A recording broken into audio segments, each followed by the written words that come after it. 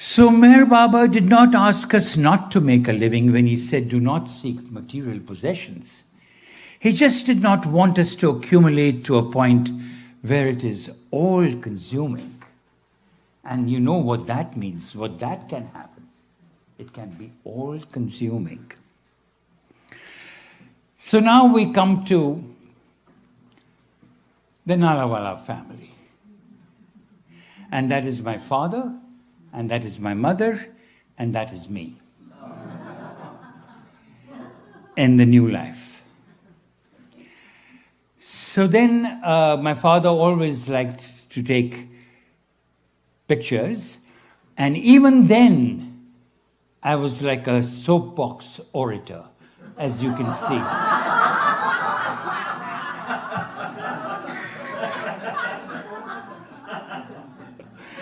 So, I was telling somebody that I was a talking head without the oversized coat.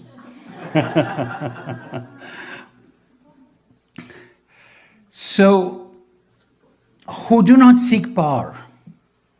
Now, Baba had issued instructions to all his disciples. No politics. No talks of politics, no entering politics, nothing. Particularly if you read Baba's circulars during the Second World War, you will see that there were constantly references to no politics, do not enter politics, do not talk about politics, do not talk about the war, all these constant reminders. Power leads to spiritual degradation, it is addictive. Baba generally advised his followers not to engage in political activities. But then there were those who came to him who were already in politics, like Sardar Amar Singh Sehgal. He was a firebrand of a Baba lover. He was also a Sardar. He was a member of parliament. So he would stand up, it's like Congress, he would stand up in the middle of parliament and say, you guys have no idea about this subject. Let me tell you what Meher Baba has to say. He would go into the War Council and put copies of Meher Baba on war during the Indochina War. He would put copies of Meher Baba on war and gave it one to Jawaharlal Nehru, who read it also.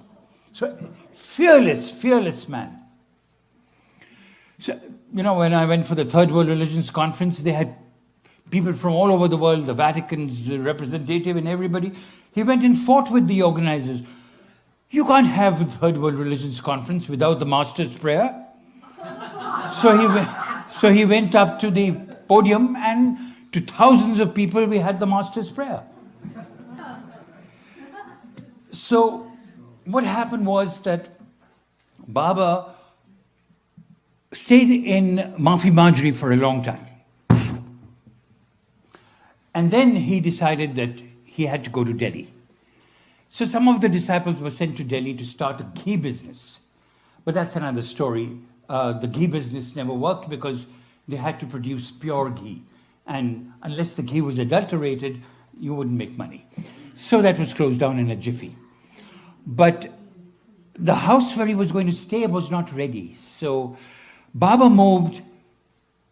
So Baba told my father to look for a place to stay in between. So what happened was that before he moved to this new place, everybody had to earn a living.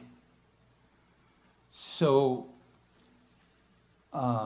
money made puppets, and everybody did something or the other. Dr. Donkin was told to open a dispensary. So he opened a dispensary, and it was quite hilarious because there were no patients.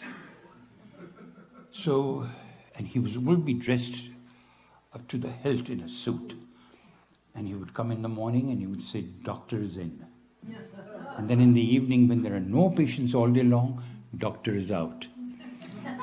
And then my father was sent out to get some patients. So it was a little, and then it was closed down. But then Baba moved in to where Dr. Donkin ran his dispensary. And before my Baba moved in with the women Mandli, Baba asked my father if he could make a little stove made out of mud. So my father, who, poor man, was not very good with his hands, as I am not, so he made something. So Baba says, I asked you to make a place where the women could cook. You've made a latrine. So that was the fun part of it. So then during his stay there at 29 Little Road, we had Navroz, the Parsi New Year's Day. And this is a picture of me at in Baba's house he's in the back, he's inside, and I was there at the front door, and he gave rava, which is sweetmeat, to each one and put it in our mouths and so forth. So, one of the most dangerous pitfalls on the spiritual path is accepting obeisance, homage, and a garland. Who accept no homage. So I've mentioned several times the name Baba Das. And Baba Das used to go from village to village talking about Meher Baba, distributing pamphlets and put Baba's picture and so forth. One day, he was sitting and they were having bhajan.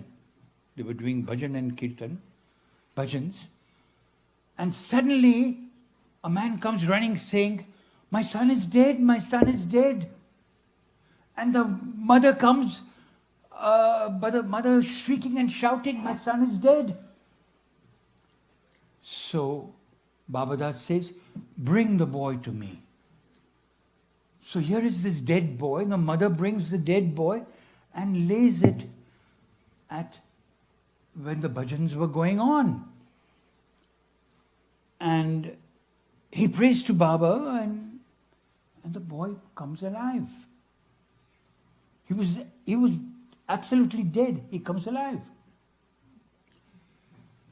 And then very proudly, Baba Das writes to Baba about this incident. And Baba writes back, I would have been happier if you had died. Baba discouraged this kind of an attitude of homage, getting garlands, or doing these kind of miracles. So who neither covet honor nor shun disgrace? So do not be elated if praised, do not be depressed if disgraced, as long as you are honest to yourself and as long as you follow the dictates of your conscience. So this is Baba celebrating Zoroaster's birthday at 29 Lytton Road. This was another picture. So we can only, who fear no one and nothing. All these are from, as you know, from the mission of the new life. The path to victory is to be fearless. We can only be fearless if we can hold on to his Daman and remember his name. That is the only talisman. His name is the only talisman. And on Thursday I talked at length about relying on Baba for all your spiritual needs by holding on to his Daman, who rely wholly and solely on God. These are, of course, some puppets that money had made. So now, as we go along, I'll show you a whole bunch of photographs.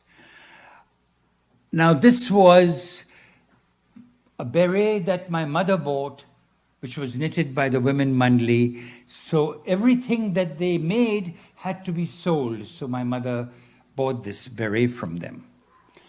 And who was the first archivist in my family? My mother. So if Baba came across, and we were, 36 Lytton Road was here, and across the road was 29 Lytton Road, and Baba would walk over and ask for a cup of tea, and he would drink a cup of tea, and my mother, as soon as he left, would put the cup and saucer away. And all that is today a part of Beloved Archives. So this is a cup and saucer, which... And then this is a garland that Baba wore around his neck and a button that Baba gave my father. So this is a picture of Baba at 29 Lytton Road, across the road from our house. So you'll see a whole bunch of pictures that my father took. So this is a picture of Baba at 29 Lytton Road. It was owned by a magistrate who had rented it out for Baba. And this is also the entrance to 29 Lytton Road. Baba is talking to one of my uncles, Barjor Chacha. Now, although my father was a no-wala, Baba kept on giving him assignments. So what was Baba's methodology of getting you closer and closer and more intimate? Giving you assignments. So he gave him the assignment of bringing in 5 people to him who were neither rich nor were they poor, but did not beg for food. So my father hunted around, searched for them. They would say that we are going to come, and they wouldn't come, and he would arrange for a tonga and this, that, and the other. They wouldn't come. So he came to Baba. He was not used to Baba's ways of working. So Baba said, okay, I'll give you 1 more week. Finally, my father brought these 5 people with those conditions. So here you see Baba washing the feet of these 5 people. And then you see Baba bowing down to them. And Baba did not touch money except when he had to give them some money. So he gave each one a 100 rupee note. And this is Baba giving them some money. And this is a picture of Meher Baba at my house, outside my house at 36 Lytton Road. And my father requested him to sit for a photograph. And so that's my father sitting with Baba, and the chair that you see Baba sitting on is at Beloved Archives. I had my mother send it across. So we have 2 chairs that Baba sat on in 1950 and 1953. And then this is a photograph of Baba in the backyard of 29 Lytton Road. So I guess none of you have seen these photographs. Yeah. And then again, this is Baba talking to my uncle, again in the backyard of 29 Lytton Road. So then what happened was that the New Life Caravan my father had to look after the New Life Caravan. And you see my uncle Ilcha Mistry, who some of you have met, it was called Baba's court jester, along with my uncle and my father, just outside our house. And this is a photograph of the New Life caravan with the companions there. And this is the interior of the New Life caravan. Now, during the Marjorie Mafi stay, the Mandli was accommodated in this hut that Shatrughan Sinha had helped make. And this well was dug because there was no water there. And during the period when these places the well was being dug, the hut was being constructed, Baba stayed in the house of the Mahant. Mahant is the spiritual leader of the Hindus in Dehradun. And then my father requested Baba to come to the Singer Sewing Machine Company. His shop, he used to sell sewing machines. So here you see Baba walking through the Paltan Bazaar, the bazaar, on his way to Singer Sewing Machine Company. And then I won't repeat the story which I told you on Thursday about my father being let go. This was before Baba. Soon after that, my father lost his job and had to take over the inventory and so forth. And this is Dr. Donkin's dispensary at 29 Lytton Road, the one I told you about. So this is so Mani and Mera were constantly making these things, and they made this little Swiss doll which my mother bought from them. Now what happened was that Baba was still doing bhiksha, and our entire family, I was also there, we were called to give bhiksha to Baba at a certain spot called the Rispana River. And under a tree, my father, mother, my sister and myself, we went in a tonga and met and stood under the tree waiting for Baba and his companions to come. And this is a picture of the Rispana River. My mother says that in all my life, I've never seen such a spectacular sight. Baba was wearing a kafni. All of them are wearing kafnis, those long robes. Baba, all of them are wearing green robes, and my mother felt that God had descended and was walking towards her. She was stunned. Baba was wearing a green turban. Now, this is a picture of not the green turban, but this is a picture of a Baba wearing a turban. So then from there, all of us went to Shatrughan Sinha's house at Manjri Mafi. And Baba was preparing to take bhiksha from my father that was pre-arranged. So this is the iconic picture that all of you have seen of my father giving bhiksha to Baba. This was the last time Baba took bhiksha. My uncle is in the middle, Elcha Mistry. Behind him is Irach. Behind him is Kaka and Baidul, who love God purely for the sake of loving. Meher Baba wants us to love him because he's love. Not in a spirit of bargain, I will love you if you fulfill my mundane desires. He wants you to love him purely for the sake of loving him for who he is. So this is Meher Baba's picture in conversation in Dehradun. Who believe in the lovers of God. Everyone you meet in life teaches you something. Evie was saying this morning that she's constantly learning. She's constantly learning from others. And that's how we should be. Everyone we meet in life teaches you something. When you live with the lovers of God, you learn how to love, forgive, be tolerant, and above all, be selfless. How are we doing time-wise? 15. You've got another 15 minutes. 15 minutes? Okay. So I will have to now race through. So during this new life phase, Baba visited the Hindus' temple, the mosque of the Muslims, the church of the Christians, and the holy place of the Zoroastrians.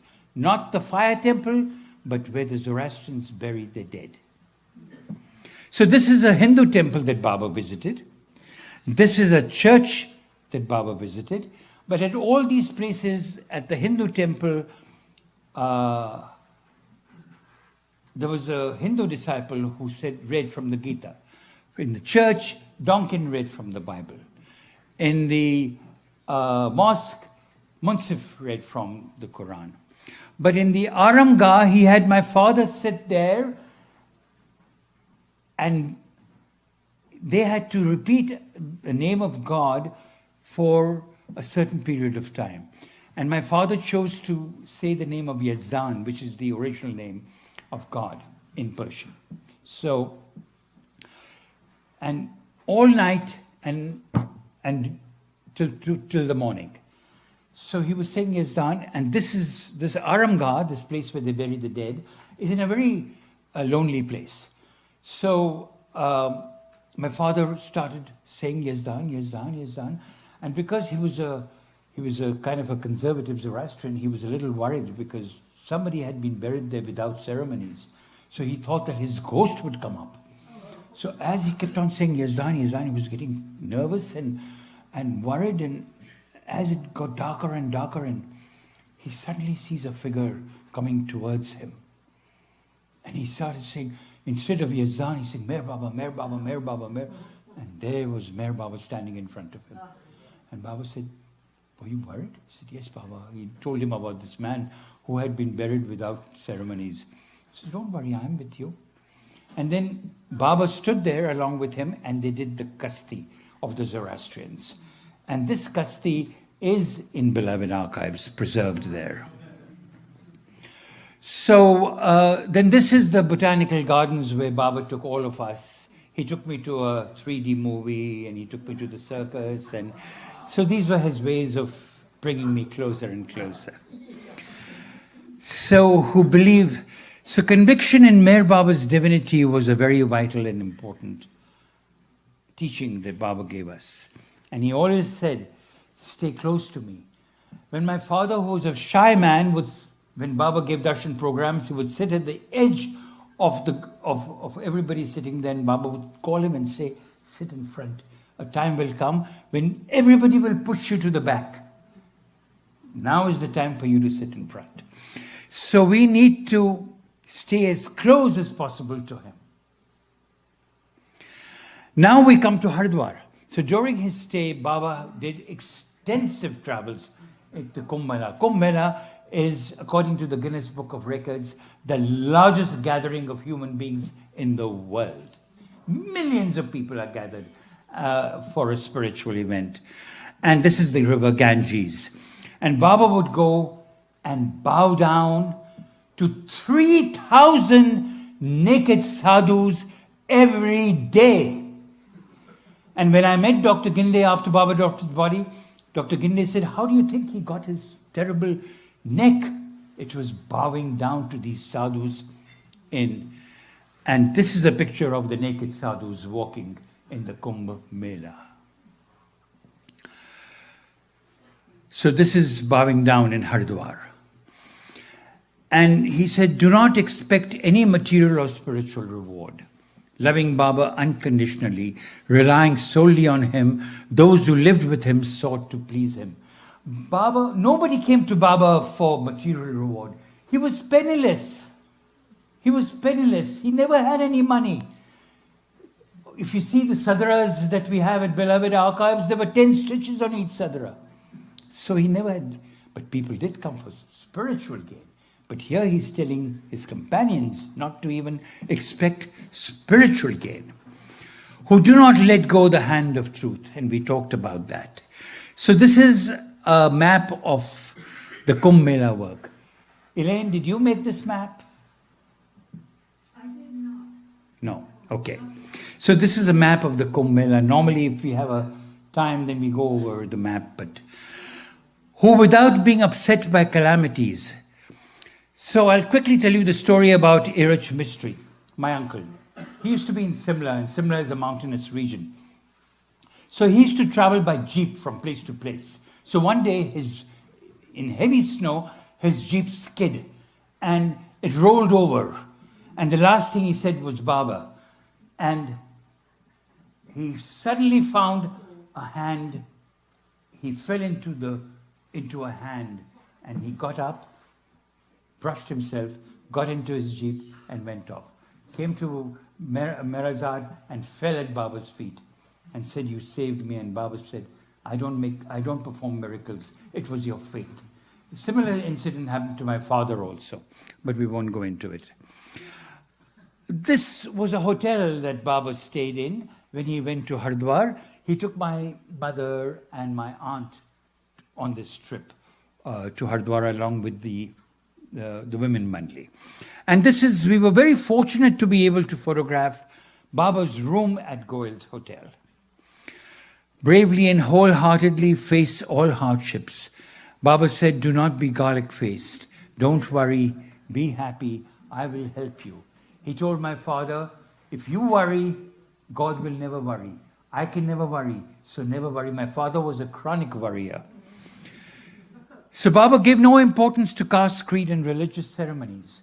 One day he was in Hyderabad giving darshan, and in the south they are very, very particular about rites, rituals and ceremonies. Suddenly while giving darshan, Baba told Irach that he wanted to make an announcement.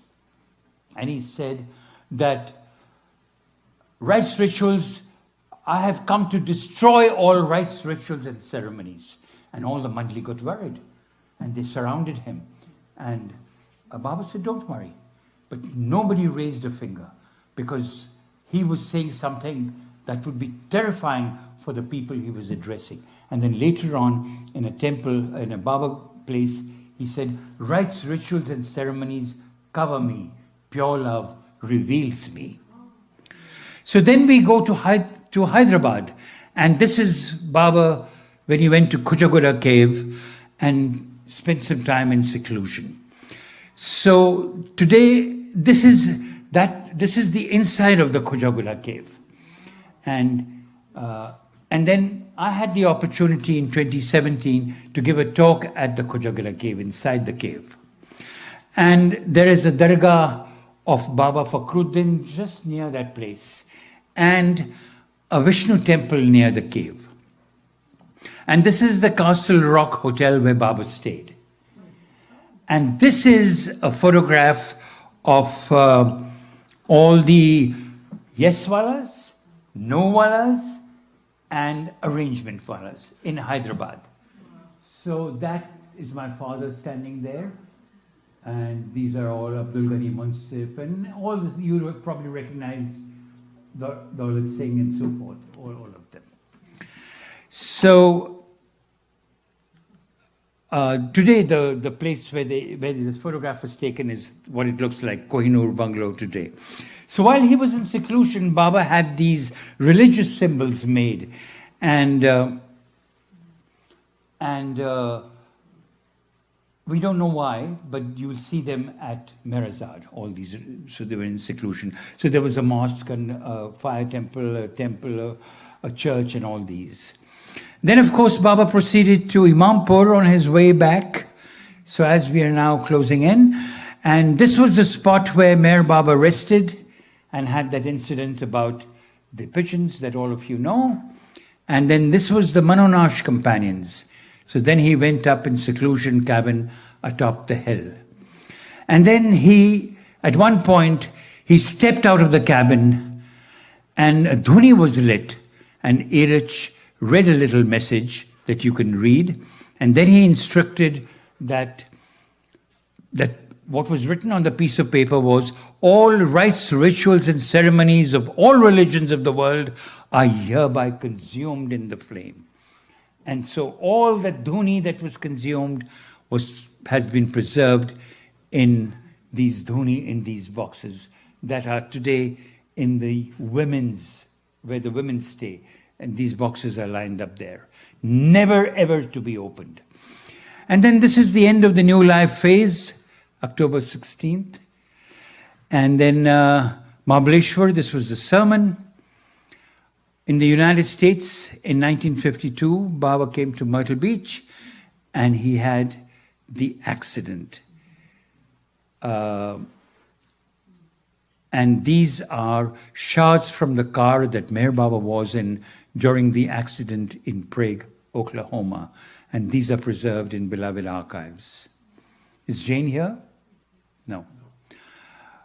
And then this is a post-accident in Locarno in 1952. These are all as we're going towards the end of the New Life. And then this is the Master's Prayer that Baba dictated in 1953, and the original is in beloved archives. Then Baba came to Dehradun soon after he was in America in 1952. He came in 53 to Dehradun and was there for a year. So anything you did for Baba, he would give you a gift. So I sang a song and played the tabla in his house, and he gave me this kaleidoscope as a gift. And then he had brought this black doll that he gave as a gift. This is a picture of Kaikoba Dastur, who had been assigned to repeat Baba's names hundreds and thousands of times, and he sat outside Baba's house and did that.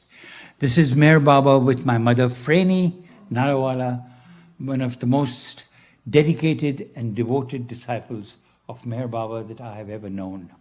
She died at 99 with Baba's names on her lips. This is at the train station when Baba was leaving in 1953, and these are some of his disciples who came to see him off. He's about to board the train. This is East-West gathering with me sitting near Baba on the left, and there's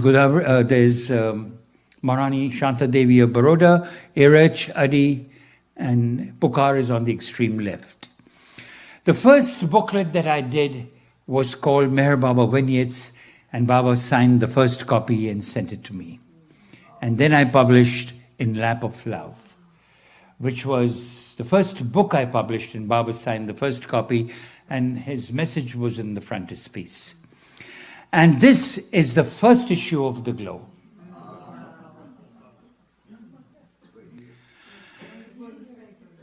Beg your pardon?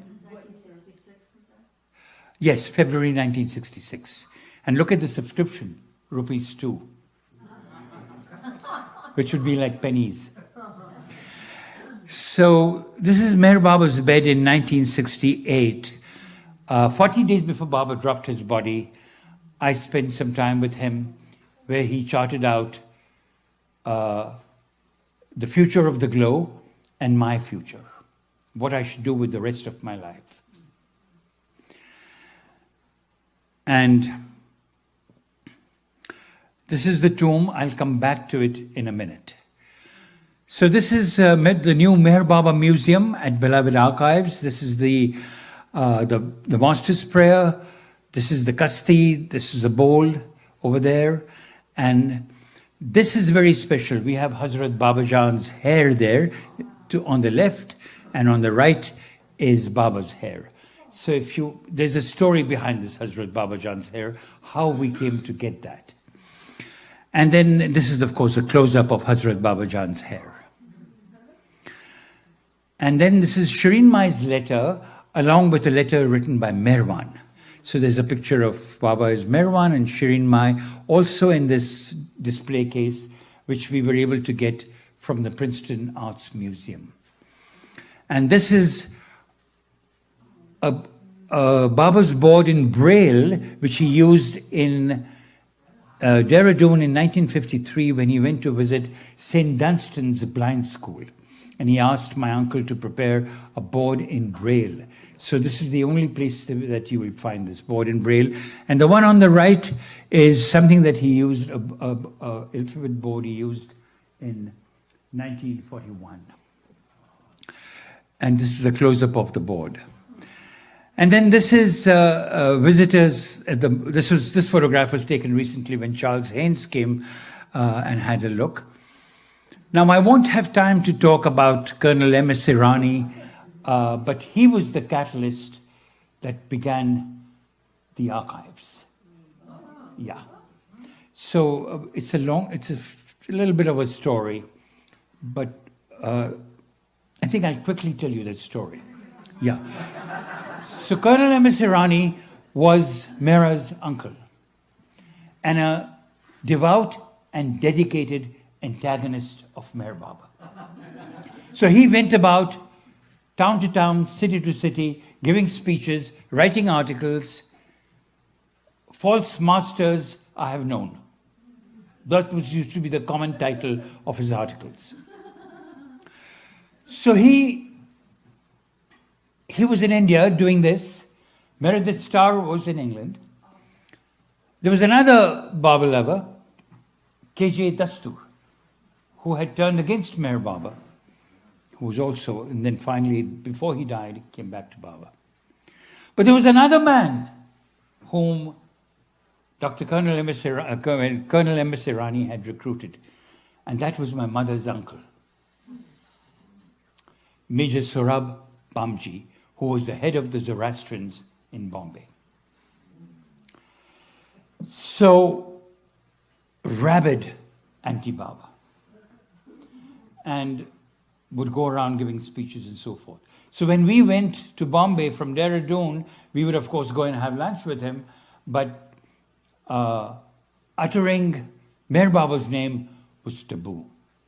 Banned. You could not utter Baba's name in his house. Okay. So one day, my mother and I go for lunch to his house, and he tells my mother, he says, Freni, in the other room there is a suitcase lying there, which Colonel M.S. Irani has left. I'm going to throw it away unless you see any use to you. So I opened the suitcase and I said, Baba, you have given me a treasure. It was packed with Baba material of the early years. What Colonel M.S. Irani had done, he had gone to everybody who Mirwan had been in contact with. Mir Baba is Mirwan. So, and he had ways of denigrating Baba. For example, here is a page from Colonel M.S. Irani's collection. This is the court decision against his father for he accused Shiriar Mundigar Irani and filed a suit against him. So this is the court judgment. Yesterday I spoke to you about the Sassoon Hospital and where Baba was born in 1894. So one of the things we do is that when people send us photographs and they're damaged, this photograph was taken by R.L. Knight, and we found the photograph in this condition in the archives of a man who wrote a book called God is My Adventure, Rom Landau. So we contacted his family and they sent us all the papers associated with Mir Baba along with photographs. So we have that in our collection. So when we redo it, so this is how we restore it, and as you can see. Now, all of you, I presume, have excellent eyesight. So we have Meredith Starr's photo collection from 1931 and 32.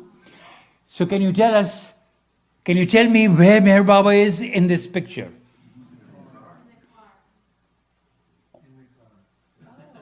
Well, that's right. People find it very difficult to figure out. Baba is sitting in the car just before leaving for London on April 24th, 1932. This is a picture of Beloved Archives, 116 Youngs Road.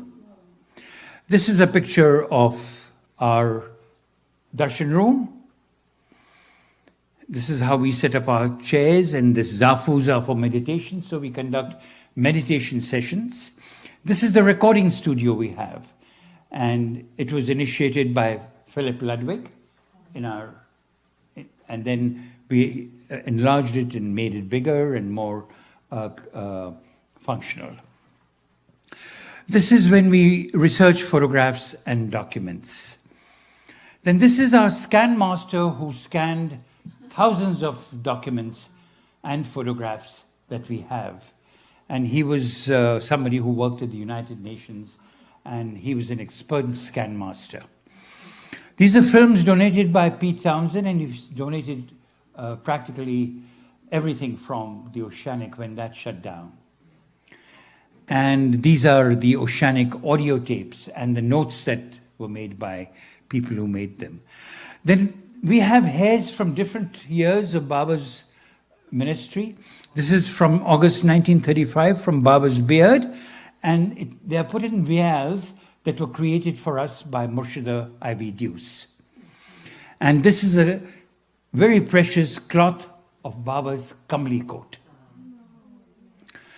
This is a picture of Mir Baba's coat that he wore.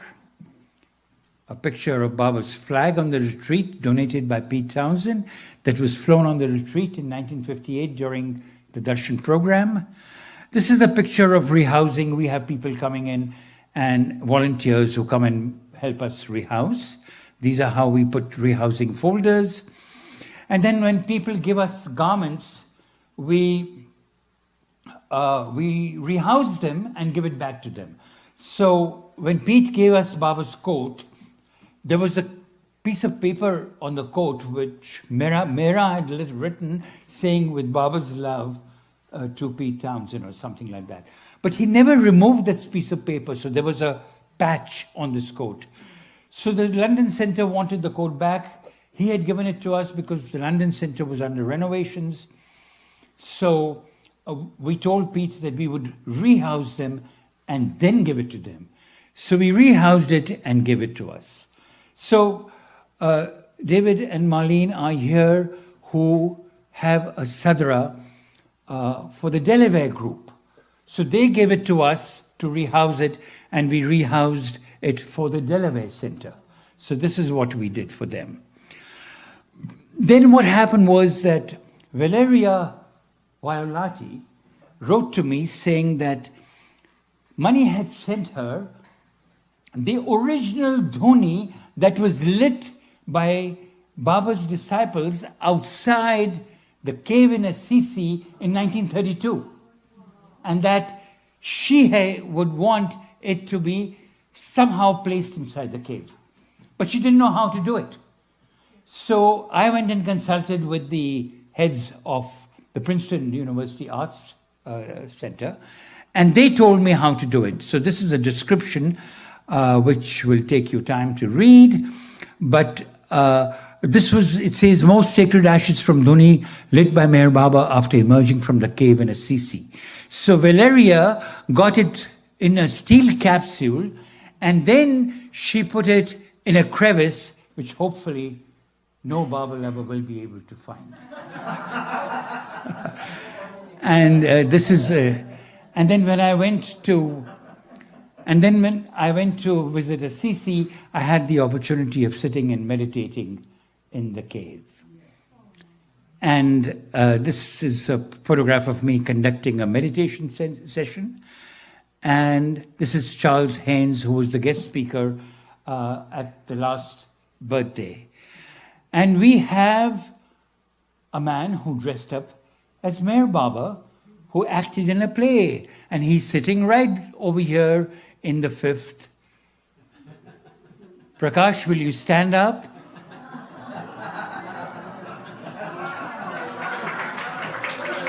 And here is Prakash as Meher Baba.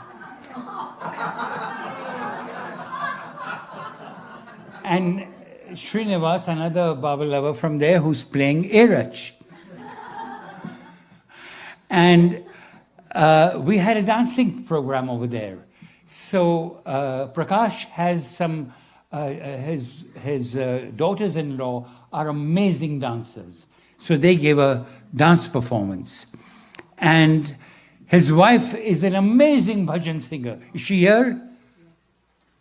Sally, will you stand up?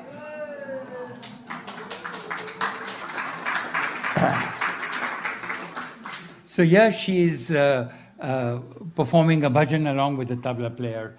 And this was also at the last birthday. And now I'm writing a book called Living the Awakened Life with Meher Baba, which is an 800-page book. And it's 50 years of the glow, and a coffee table book in all color. And I'm working feverishly on it. So I don't know when I'll complete it, but sometime this year. So we have a very nice backyard with the Garden of the Beloved at the back. And I'd like to end this three-part session with this story. Meher Baba dropped his body on January 31, 1969. It was the first day of my first job as a reporter at the Times of India. I was getting dressed, was wearing my suit and tie, and I get a call from a friend. Have you seen today's Times of India? I said, no, it's under the door. Immediately go and have a look. So I pick up the Times of India. On the right-hand column there was, Meher Baba found dead in a cave, and a picture of Baba. I was stunned. I didn't know what to do. I just didn't know what to do. My mind went blank. And the first thought that came to my mind was, what will I do without him? All our life, all my life, I was so dependent on Baba. Like if my mother was ill and she didn't write to Baba, Baba would send, have you forgotten your Baba that you haven't told him that you're not well? Anything that I did with a college or school or my sister or my father's business or anything, we were dependent on Baba. And here, he had dropped his body. What will I do without him? Anyway, I went to the Times of India. I went into my boss's office and I said, sir, I need leave. He nearly fell off his chair. He says, what? Today is the first day of your job and you want leave? I said, yes. And the New York Times of India was on his table. I said, sir, that is my spiritual master. He's my guru, and I have to be with him. And they understand these things in India. So he said, okay, but when will you come back? Because we're going to start our training session. I said, I really don't know, but it should be a day or so, day or two. I couldn't really commit myself. I didn't know. I had never been to Mehrabad. So there's a train station called Victoria Station right opposite the Times of India. I go there, I buy a ticket, hop onto a train, nothing in my hand except a little bit of money, and wearing a thin suit, heading towards Ahmednagar. I get off at Ahmednagar. Not a soul. Ahmednagar in those days was totally deserted, that particular area, the Don Manmad Road, except there was a Tonga standing there. I go to the Tonga man and I say, do you know Meher Baba's place? He said, yes, sir, hop in. And he goes in pitch darkness, there were no street lights. He goes on and on and on. And I don't know. I said, this looks like a hoax. There are no cars, there are no Baba lovers, there are nobody here. Suddenly in the middle of nowhere he stops. He says, sir, that hill is Meher Baba's place. I said, this can't be Meher Baba's place. There are no people here. So I walk, and in those days you would fall, there were rocks and there were stones, and somehow or the other I went up and I was freezing cold. I go up the hill, and there were a bunch of people sitting with blankets over their head in small clumps. One man was sitting with a quilt over his head. So he raised his quilt. It was Ered Chisawala. Oh, Naosherwan, you've come. Do you have a flashlight? I said, no, here, take my flashlight. Go in quickly and sit inside with Baba before the crowd start coming. So I quickly go in, and you know, in those days, they only had those meditation cells on the side, and there was no awning or anything. So there was just a sheer door. I opened the door, I closed the door. It was pitch dark inside with Baba's body in the crypt. So I go in, and I sit on the steps. And I say the Master's Prayer. I'm holding on to Baba's feet all along. And I'm shining the torch on his face every few minutes, because I was also exhausted.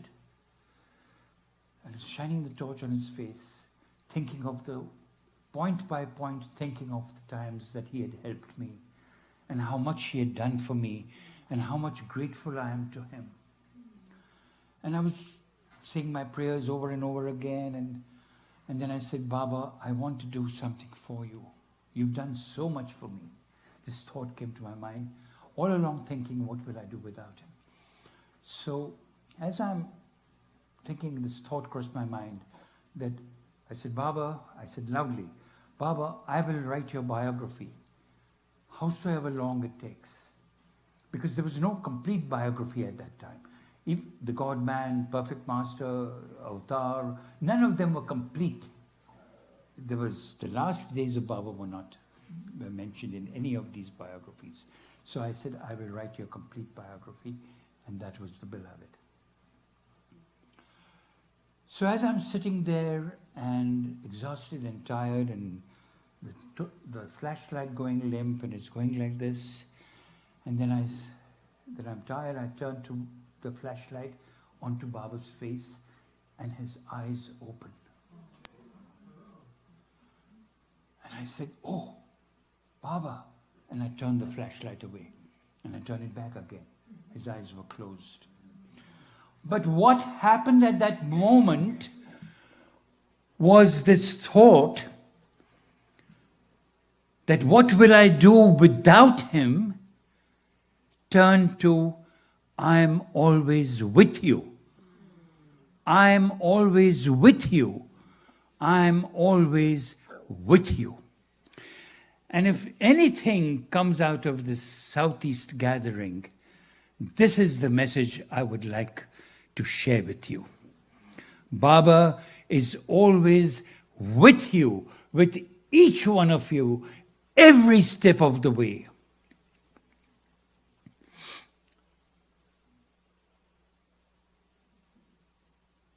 With Meher Baba, we are safe. Without Meher Baba, we are lost. Today, when I was coming through that door, I looked to my left and I saw written on that wall just outside this hall, and it says, Jesus has no body today. His body is in you. And that's what I say, that Meher Baba's body is not here today, but he is in each one of you, residing in each one of you. Avatar Meher Baba ki jai.